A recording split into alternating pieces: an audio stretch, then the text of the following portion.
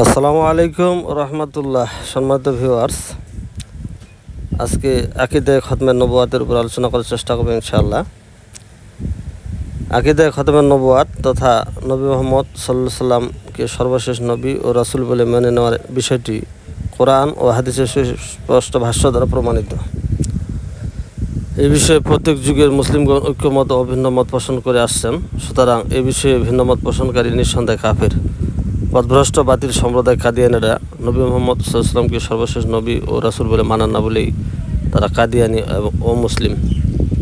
আমরা যদি কাদিয়ান পাকিস্তানের একটি গ্রামের নাম, পাকিস্তানের পাঞ্জাব প্রদেশের একটি জেলার নাম গুরুদাসপুর। উক্ত জেলায় একটি গ্রামের নাম কাদিয়ান। 1901 সালে এই গ্রামের এক লোক গোলাম আহমদ, সে নিজেকে নবী বলে দাবি করে। লোকটি পরবর্তীতে তার গ্রামের নামে প্রসিদ্ধি লাভ করে। তার অনুসারীরা সারা বিশ্বে কাদিয়ানি নামে পরিচিত। আর কথিত ভণ্ড নবীর দাবিদার গোলাম আহমদ প্রচারিত বাতিল ধর্মমতকে কাদিয়ানি ধর্ম বলে আখ্যায়িত করা হয়। যেহেতু কাদিয়ানি ধর্মমতের প্রতিষ্ঠাতা মির্জা গোলাম আহমদ ছিল কাদিয়ান নামক গ্রামের অধিবাসী, যদিও লোকটি ইতিপূর্বে নিজেকে কখনো ঈসা মসিহ হবার, কখনো বা ইমাম মাহদি ইত্যাদি হবার দাবি করেছিল।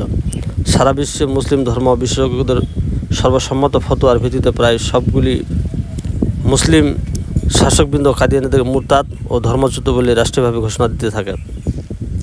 সবার আগে পাকিস্তান এ ফরমান জারি করে তারপর আরব বিশ্ব অন্যান্য কথিত কাদিয়ান ধর্মমতের ধারকদের অমুসলিম কাফের আখ্যায়িত করে রাষ্ট্রীয়ভাবে ফরমান জারি করা হয়। একথা আজ আর কোনো অজানা নয় যে ব্রিটিশ সরকারের বিশেষ এজেন্ডা বাস্তবায়নের লক্ষ্যে 19বিংশ শতাব্দীর শেষের দিকে মির্জা গোলাম আহমদ কাদিয়ানিকে নবীরূপে দাঁড় করিয়ে দেয়। এই ব্যক্তি নানা উদ্ভট দাবি দেওয়ার মাধ্যমে ইসলামের বহু সত্যসিদ্ধ বিষয়কে অস্বীকার করতে থাকে। পরে তার স্বরূপ উন্মোচন করে দেন মুসলিম বিশেষজ্ঞগণ। পবিত্র কোরআন আর সহিহ হাদিসের আলোকে তাকে ও তার অনুচরদের সুস্পষ্ট কাফের হবার ফতোয়া জারি করা হয়। নবীয়তের দাবিদার মির্জা গোলাম আহমদ কাদিয়ানি 1908 সালে আহলে হাদিস কিংবদন্তি আলেম শেখ সানাউল্লাহ অমৃতসরীর সাথে মোবাহলা করে। মোবাহলার পরে কলেরায় আক্রান্ত হয়ে পায়খানা পড়ে লাঞ্ছকর ও ঘৃণিতভাবে মৃত্যুবরণ করে।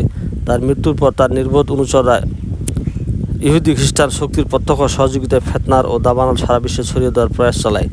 ইতিমধ্যে বহু মুসলিম রাষ্ট্র তাদেরকে রাষ্ট্রীয়ভাবে কাফের ঘোষণা করেছে এবং সে সব দেশে তাদের প্রকাশনা ও প্রবেশ পর্যন্ত নিষিদ্ধ করেছে। সৌদি আরব কাদিয়ানিদের কাফের আখ্যায়িত করার পরপরই তাদের হজ ভিসা আজীবনের জন্য বাতিল করে দিয়েছে।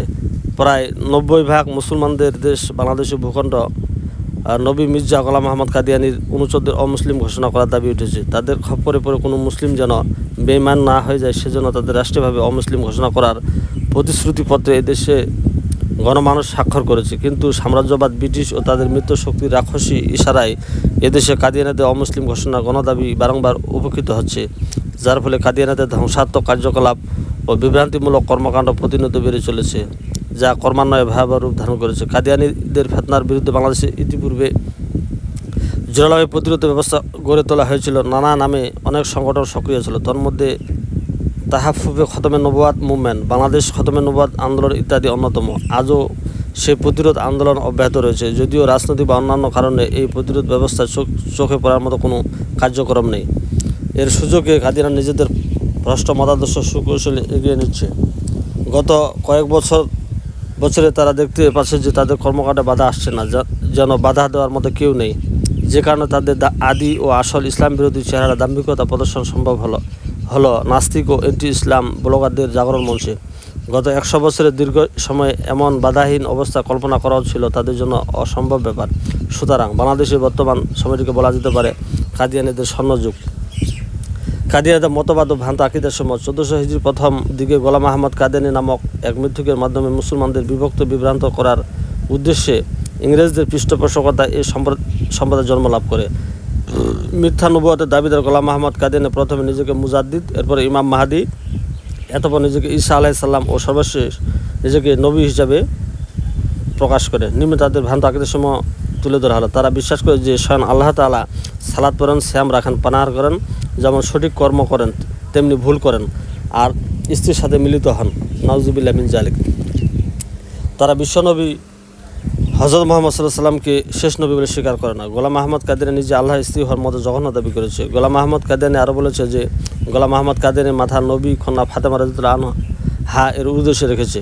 নাউজুবিল্লাহ। গোলাম আহমদ কাদিয়ানি লিখিত বই আল কিতাবুল মুবিনকে কাদিয়ানিরা কোরআনের ন্যায় মনে করেন। কাদিয়ানিরা তাদের বার্ষিক সম্মেলনকে হজ বলে মনে করেন। তারা কাদিয়ান শহরকে মক্কা মদিনার চেয়ে বেশি মর্যাদাপূর্ণ মনে করেন। তারা বিশ্বাস করে গোলাম আহমদ কাদিয়ানি নবী রসুলগণের চেয়েও শ্রেষ্ঠ। নাউজুবিল্লাহ মিন জালিক। এছাড়া তাদের বহু নিকৃষ্ট আকীদা রয়েছে।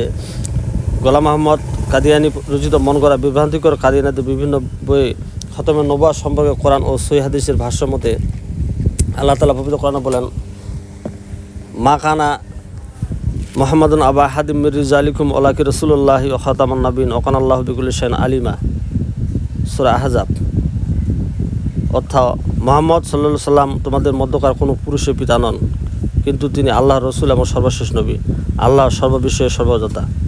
হাদিসে আছে রাসূলুল্লাহ সাল্লাল্লাহু আলাইহি ওয়াসাল্লাম বলেছেন, ওয়া ইন্নাহু সায়াকুনা ফি উম্মতি কাযাবুনা সালাসুনা কুল্লুহুম ইয়াজউমু আন্নাহু নাবিয়ুল্লাহ ওয়া আনা খাতামুন নাবিয়্যিন লা নাবিয়্যা বাদি ওয়া লা তাযালু তাইফাতু মিনাল উম্মতি আলাল হাক্কি যাহিরিনা লা ইয়াজুরুহুম মান খাযালাহুম হাত্তা ইয়াতি আল্লাহু আমরুল্লাহ।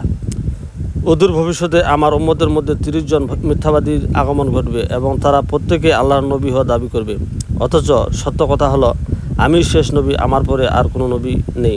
তিনি সাল্লাল্লাহু আলাইহি সাল্লাম আরও বলেছেন, আমার উম্মতের একটি দল সত্যের উপরে অনড় থাকবে, যারা তাদের বিরোধিতা করবে এবং তারা কিয়ামত আসা পর্যন্ত তাদের কোনো ক্ষতি সাধন করতে পারবে না।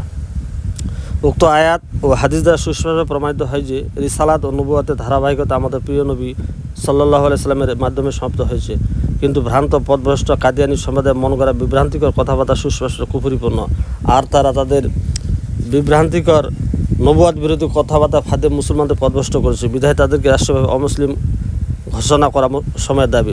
আকিদায়ে কাদিয়ানিরা সুস্পষ্ট কাফের, আর তাদের কাফের ঘোষণা করে সর্বপ্রথম কাদিয়ানিদের প্রতিষ্ঠাতা নিজেকে ঈসা আলাইহিস সালাম, আবার মাহাদি দাবিকারী পথভ্রষ্ট গোলাম আহমদ কাদিয়ানিদের সাথে মুবাহালা